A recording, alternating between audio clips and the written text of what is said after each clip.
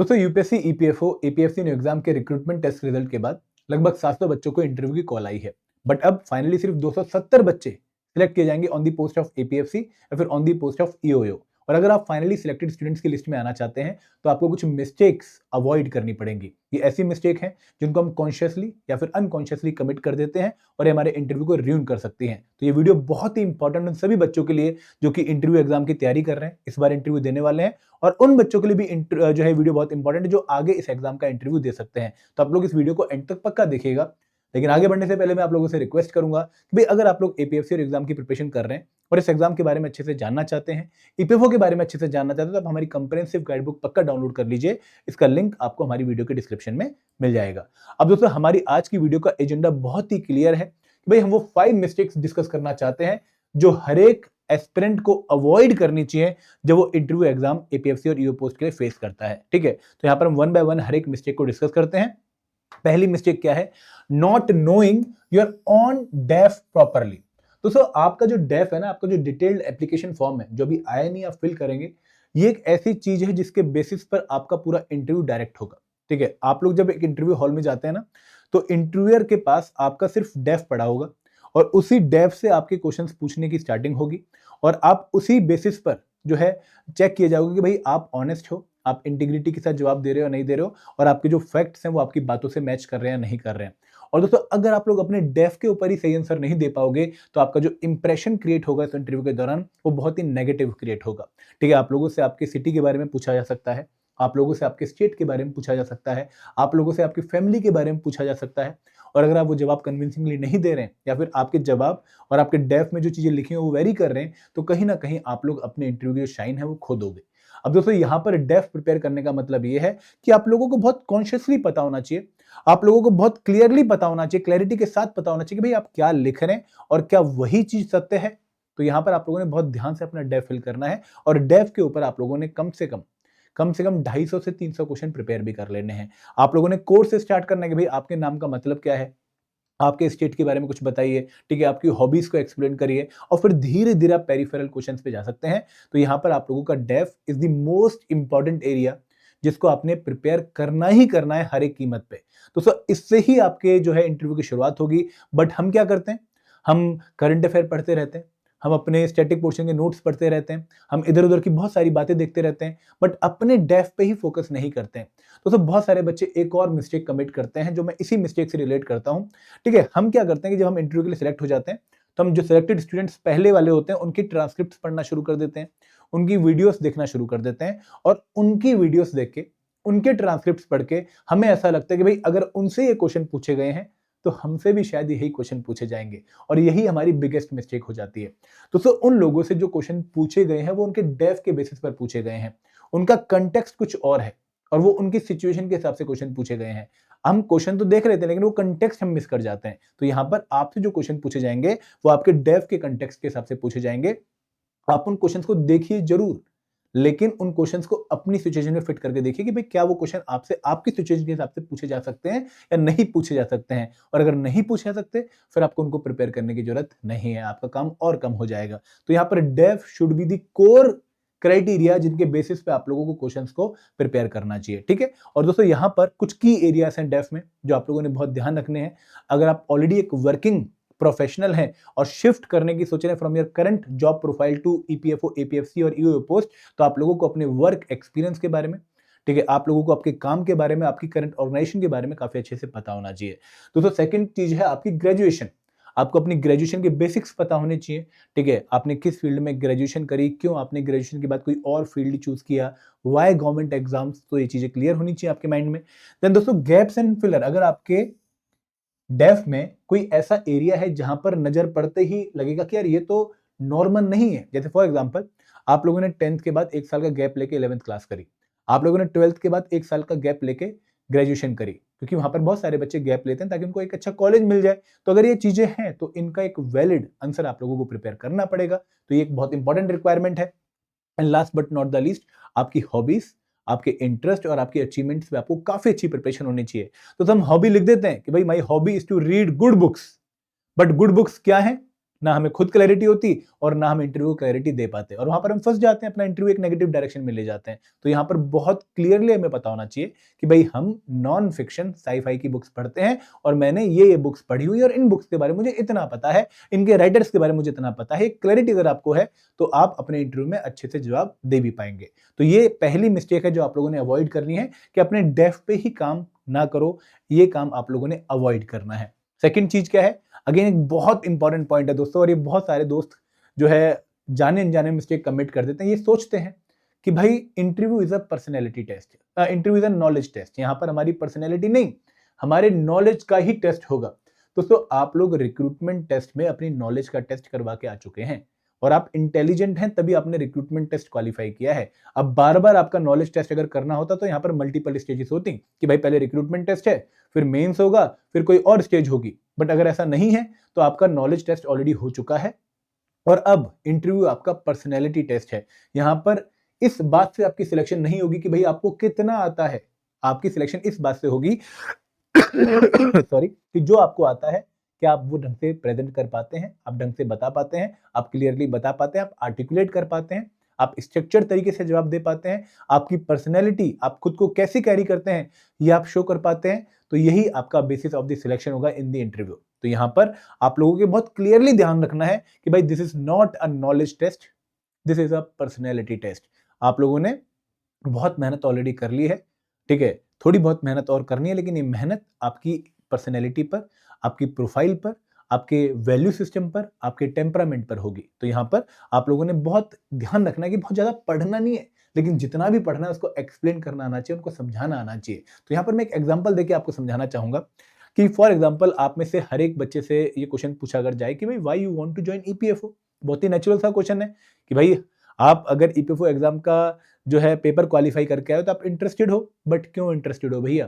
तो यहाँ पर एक पुअर आंसर क्या होगा, जहां पर आपको लगता है कि भाई शायद ये आंसर मेरी नॉलेज का टेस्ट कर रहा हो कि sir EPFO was established in 1952 through EPF and miscellaneous provision act of 1952, ठीक है, this is the organisation which comes under ministry of labour and employment, it is a very good government job which gives me permanent profile.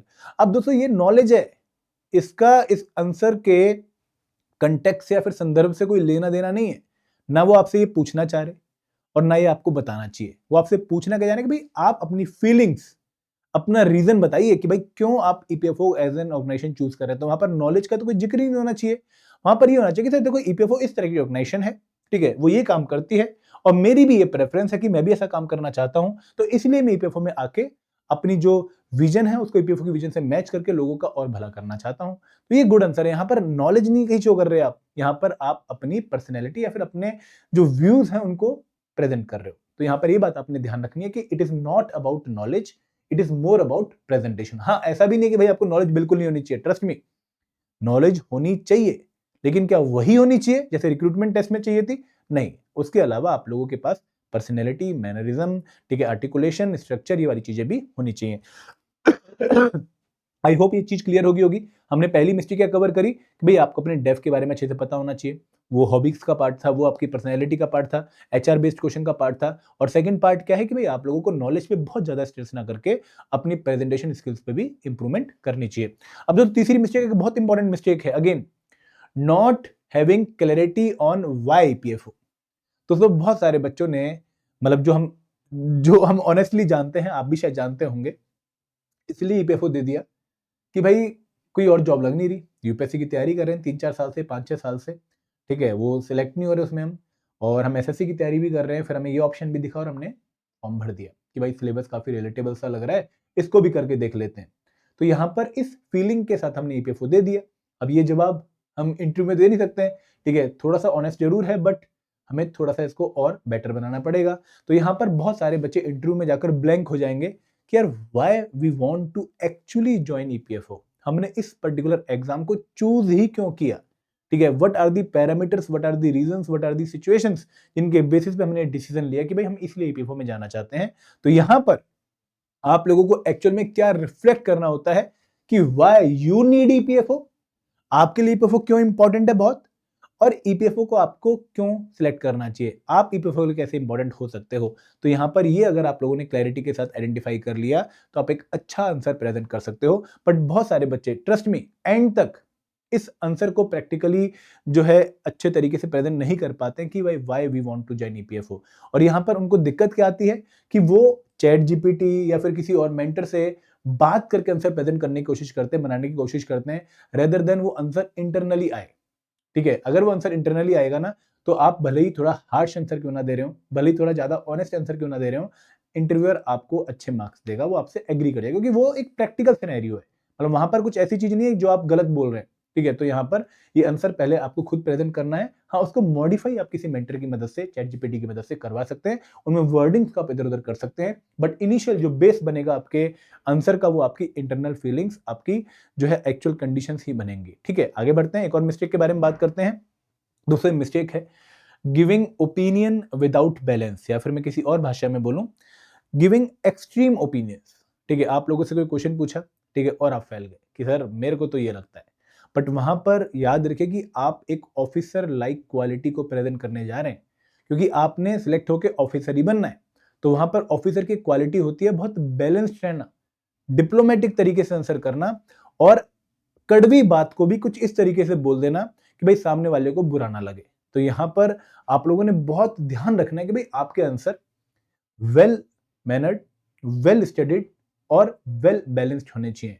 तो यहाँ पर इन answers को जो है practice करने के लिए, इन आंसर को देने के लिए आपको पढ़ना पड़ेगा, आपको आर्टिकल्स पढ़ने पड़ेंगे, आपको एडिटोरियल्स पढ़ने पड़ेंगे, आपको न्यूज टॉक्स देखनी पड़ेंगी, आपको बुक्स पढ़नी पड़ेंगी, तब जाकर आप एक बैलेंस्ड आंसर दे पाएंगे। और उन आंसर्स को आपको पहले प्रैक्टिस भी करना होगा। मैं एक छोटा सा एग्जांपल लेकर आपको समझाना चाहूंगा। तो फिर क्वेश्चन अगर आपसे पूछा जाए कि डू यू थिंक हमारी जो सरकार है उसको प्राइवेटाइजेशन परस्यू करनी चाहिए, जो हमारे पीएसयूज हैं या फिर हमारे बैंक्स हैं उनको प्राइवेटाइज कर देना चाहिए, हमारी गवर्नमेंट इंडस्ट्रीज को प्राइवेटाइज कर देना चाहिए? अब पूरा आंसर क्या होगा? ठीक है, आपके फादर जो है गवर्नमेंट जॉब में थे और उनकी कंपनी को प्राइवेटाइज कर दिया, आप खुद झटका खा के आ रखे थे, घर में जो है एक माहौल था कि भाई ये गवर्नमेंट क्या कर रही है, और आपने उसी से अपना आंसर बना लिया कि no sir, privatisation is bad, government asset should never be sold, it only benefits corporate. एक आंसर ये हो गया। ठीक है, एक्सट्रीम ओपिनियन। अब ये गलत नहीं है भाई, आपकी फैमिली के साथ ठीक नहीं हुआ और आपने इसलिए आंसर दे दिया, या फिर आपकी फेवरेबल गवर्नमेंट इस टाइम पावर में नहीं है इसलिए आपने आंसर दे दिया, नेचुरल सी बात है। लेकिन ये आंसर एक सही आंसर नहीं, क्योंकि एक्सट्रीम ओपिनियन है, वेल फ्रेम्ड आंसर नहीं है, आपने इसके ऊपर सोचा नहीं है, आपने सिर्फ वन साइड ऑफ स्टोरी देखी है, आपने सेकंड साइड ऑफ स्टोरी नहीं देखी है। तो यहां पर कैसे आंसर बन सकता है, मैं एक एग्जांपल देना चाहूंगा। Sir in my opinion privatisation can improve efficiency in some sector, कुछ सेक्टर्स में एफिशिएंसी इंप्रूव कर सकती है, but strategic and welfare oriented sector need strong government presence. The key is selective and well regulated privatization. तो यहां पर आप लोगों ने बहुत ही अच्छे तरीके से एक बैलेंस आंसर दे दिया कि यार अच्छी तो है, ठीक तो है, लेकिन ये होना चाहिए, तब ज्यादा ठीक हो जाएगी। तो आप ऐसे आंसर्स को प्रैक्टिस करिए, कोई डिफिकल्टी नहीं है इन आंसर्स को प्रैक्टिस करने में। आप अगर थोड़ा सा पढ़ेंगे किसी पर्टिकुलर टॉपिक के बारे में तो आप शायद अच्छा आंसर बना पाएंगे। फॉर एग्जाम्पल, अगर आपसे क्वेश्चन पूछा जाए कि डू यू थिंक कि हमें रशिया से ऑयल इंपोर्ट बंद कर देना चाहिए क्योंकि यूएस हम पे बहुत टैरिफ लगा रहा है, ठीक है, 50% टैरिफ कर दिया, अब तो वो रिड्यूस हो जाएंगी, हो भी गई हैं, तो क्या हमें वो करना चाहिए था? तो ऐसे क्वेश्चंस में अगेन आपने एक्सट्रीम ओपिनियन नहीं लेना है। नो डाउट आपका दिल रशिया को ज्यादा प्यार करता हो, ठीक है, यूएसए को कम प्यार करता हो, या फिर उल्टा भी हो सकता है। तो आप लोगों ने कोई भी एक्सट्रीम व्यूज लेने से अवॉइड जो है, बचना है, अवॉइड करना है। ठीक है, एक लास्ट मिस्टेक और बताना चाहूंगा दोस्तों। बहुत सारे बच्चे मैंने खुद देखे, उनको क्या लगता है कि यार मैं जैसा हूं ना वैसा ही इंटरव्यू में जाऊंगा, ठीक है, क्योंकि interview is more about honesty, तो मुझे प्रैक्टिस की जरूरत नहीं है। प्रैक्टिस अगर करूंगा तो शायद मैं खुद को मैनिपुलेट कर लूं, मैं खुद को चेंज कर लूं, खुद को मॉडिफाई कर लूं, फिर मैं ओरिजिनल कहाँ रहा? ठीक है, जब मुझे किसी ने फीडबैक दे दी भाई तू ऐसे बोल, ऐसे अच्छा लगेगा, तो मैंने उसको मान लिया, तो मेरी ओरिजिनलिटी खत्म हो गई, वो मैं नहीं चाहता। मैं इंटरव्यू को बहुत शिद्दत के साथ जैसा मैं हूं वैसा देना सॉरी, वैसा देना चाहता हूं। तो दोस्तों यहाँ पे ये चीज एक बहुत बड़ी मिस्टेक हो जाएगी। प्रैक्टिस विल इंप्रूव यू, ठीक है, आपको शाइन करने में हेल्प करेगी, ना कि आपकी ओरिजिनलिटी खत्म करने में हेल्प करेगी। तो ये बात आप लोगों ने ध्यान रखनी है, प्रैक्टिस इज द की। जितने भी गंदे जवाब देने हैं, जितने भी गलत जवाब देने हैं, जितने भी बैड तरीके से जवाब देने हैं, जितने भी मैनरिज्म के इशू हैं, सब हमारे पहले ही ठीक हो जाए, ताकि हम एक्चुअल इंटरव्यू में अच्छा जो है प्रेजेंटेशन दे पाए। ये आप लोगों ने सोचना है। तो यहाँ पर प्रैक्टिस इज द की। जो आप में से कुछ बच्चे अवॉइड करने की कोशिश करेंगे, बट आप लोगों ने अवॉइड नहीं करनी है। अब दोस्तों, अगर आप लोग इंटरव्यू की तैयारी करने के बारे में सोच रहे हैं, तो हमने एक mock interview guidance programme launch कर रखा है। आई होप आपने चेक कर लिया होगा, क्योंकि लिंक इस वीडियो के डिस्क्रिप्शन में दिया गया है, जहां पर हम आपको ऑफलाइन इंटरव्यूज भी दे रहे हैं, हम आपको ऑनलाइन मॉक इंटरव्यूज भी दे रहे हैं। आप लोग अपने लिए पैकेज चुन सकते हैं, प्रॉपर प्राइसिंग स्ट्रक्चर भी वहां पर मेंशन कर रखा है, और उसके हिसाब से आप प्रैक्टिस कर सकते हैं। और हमारे दोस्तों जो कोर्स है मॉक इंटरव्यू प्रोग्राम का, वहां पर आपको बहुत सारी वीडियोस भी मिल रही है, आपको टेलीग्राम ग्रुप मिल रहा है, आपको जो है बहुत सारे सेशंस मिल रहे हैं, जिनके थ्रू आप अपने डेफ रिलेटेड जो है डाउट्स पूछ सकते हैं, आप अपनी पर्सनैलिटी रिलेटेड डाउट्स पूछ सकते हैं। अगेन, अगर आप उस मॉक इंटरव्यू प्रोग्राम का हिस्सा बनना चाहते हैं, तो आपको वीडियो के डिस्क्रिप्शन में लिंक मिल जाएगा। तो this is all from my side. I hope आपको मजा आया होगा। Thank you very much. जय हिंद, जय भारत।